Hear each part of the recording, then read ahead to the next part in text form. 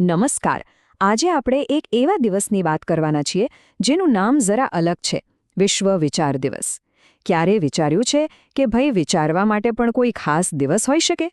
ચાલો, આજે આ દિવસ પાછળ જે ઊંડો અને પ્રેરણાદાયક અર્થ છુપાયેલો છે ને એને જરા નજીકથી સમજીએ. એટલે પહેલો સવાલ તો એ જ થાય કે શું વિચારવા માટે કોઈ ખાસ દિવસની જરૂર પડે? શું આપણે બાકીના દિવસોમાં નથી વિચારતા? હા, ચોક્કસ વિચારીએ છીએ, પણ આ દિવસ છે ને એ આપણને માત્ર વિચારવા માટે નહીં, પણ કેવી રીતે વિચારવું એ શીખવવા માટે છે. અને એની પાછળની આખી વાત બહુ જ રસપ્રદ છે. તો ચાલો સૌથી પહેલાં તો એ જ સમજીએ કે આ વિશ્વ વિચાર દિવસ છે શું. જુઓ, આ ખાલી એક ઉજવણી નથી, પણ આખી દુનિયાને એકબીજા સાથે જોડવાનો એક ગ્લોબલ કનેક્શનનો દિવસ છે. આ દિવસ દર વર્ષે 22 ફેબ્રુઆરીએ મનાવવામાં આવે છે. આ તારીખ ખાસ યાદ રાખજો, કારણ કે એનું પણ એક ખાસ મહત્વ છે, જેના વિશે આપણે આગળ વાત કરીશું. અને હા, આ કોઈ નવી સવી પરંપરા નથી. એની શરૂઆત છેક 1926માં થઈ હતી, એટલે કે લગભગ એક સદી થવા આવી.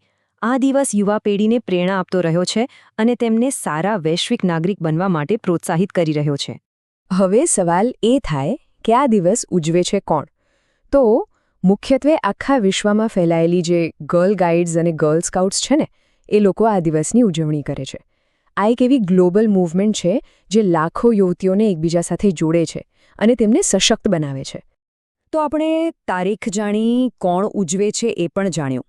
પણ હવે સૌથી અગત્યનો સવાલ, આ દિવસ ઉજવવા પાછળનો હેતુ શું છે?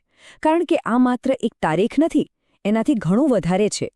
આ એક એવો વિચાર છે જે દુનિયાને બદલવાની તાકાત રાખે છે. આ દિવસના મુખ્ય ધ્યેયો છે યુવાનોમાં વિચારશીલતા વિકસાવવી, શાંતિ અને એકતાને પ્રોત્સાહન આપવું અને વૈશ્વિક નાગરિકતાની ભાવના ખેળવવી. એટલે કે વાત ખાલી પોતાના દેશ પૂરતી નથી, પણ આખી દુનિયાની સંસ્કૃતિઓ, એમની સમસ્યાઓ અને એના ઉકેલો વિશે વિચારવાની પ્રેરણા આપવાની છે. અને આ બધી વાતનો સાર છે ને, એ આ એક વાક્યમાં બહુ સરસ રીતે સમાઈ જાય છે. વિવિધ દેશોની સંસ્કૃતિ, સમસ્યાઓ અને તેના ઉકેલ વિશે વિચારવાની પ્રેરણા આપવી. ખરેખર તો આ એકબીજાને સમજવાનો અને એકબીજા માટે સહાનુભૂતિ કેળવવાનો દિવસ છે.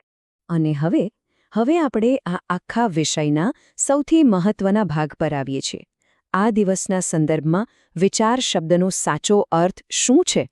કારણ કે એ આપણે જે રોજબરોજ વિચારીએ છીએ ને, એનાથી થોડો અલગ અને ઘણો વધારે શક્તિશાળી છે. જુઓ, અહીં વિચાર કરવો એ ખાલી મગજમાં આવતો કોઈ આઈડિયા નથી, પણ સકારાત્મક પરિવર્તન લાવવા માટેની એક આખી વ્યવસ્થિત પ્રક્રિયા છે, એક પાવરફુલ પ્રોસેસ છે જે આપણને કંઈક કરવા માટે પ્રેરે છે. તો આ પ્રક્રિયા છે શું?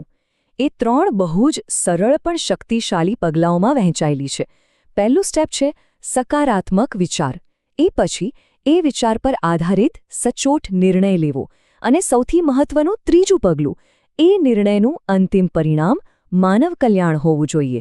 વિચાર કરો, પોઝિટિવ થોટથી શરૂ કરીને હ્યુમન વેલફેર સુધીની સફર, આ ખરેખર ખૂબ જ પ્રભાવશાળી છે. ટૂંકમાં મુદ્દો એ છે કે આ એક આંતરિક વિચારથી શરૂ થાય છે અને એક બાહ્ય સકારાત્મક પ્રભાવ સુધી પહોંચે છે.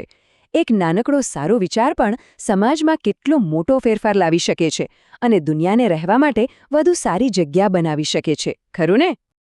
ચાલો, તો હવે આ આખી વાતને ફરી એકવાર જોડીએ.